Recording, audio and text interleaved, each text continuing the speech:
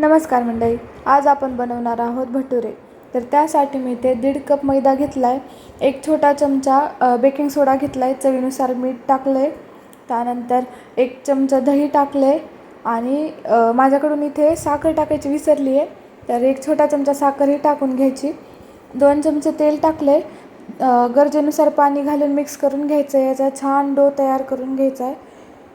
डो जास्त घट्टही नाही करायचा आहे, जास्त सैलही नाही करायचा आहे, मीडियम करून घ्यायचा आहे, जसं की आपण पोळीला चपातीला करतो तसा। त्यानंतर 15 ते 20 मिनिट झाकून ठेवायचं याला। त्यानंतर परत एकदा ह्याला एकदम छान असं मळून घेते, एकजीव करून घेते, छोटे छोटे गोळे करून घेते। त्यानंतर पोळीला घेतो आपण तेवढेही थोडंसं पोळपाटला तेल लावून घेतले, लाटून घ्यायचे व्यवस्थित। भटुऱ्यांचा आकार परफेक्ट गोल नसतो, कारण ते मैद्याचे असतात, तर आपण जसंच पोळपाटवरून उचलतो त्याला तसा त्याचा आकार एकदम ॲटोमॅटिक चेंज होतो।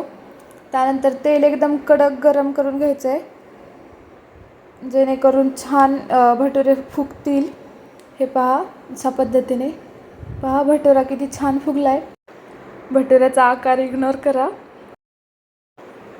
छान तळून घेतले, बाहेर काढून घेते, व्यवस्थित फुगला गेला आहे।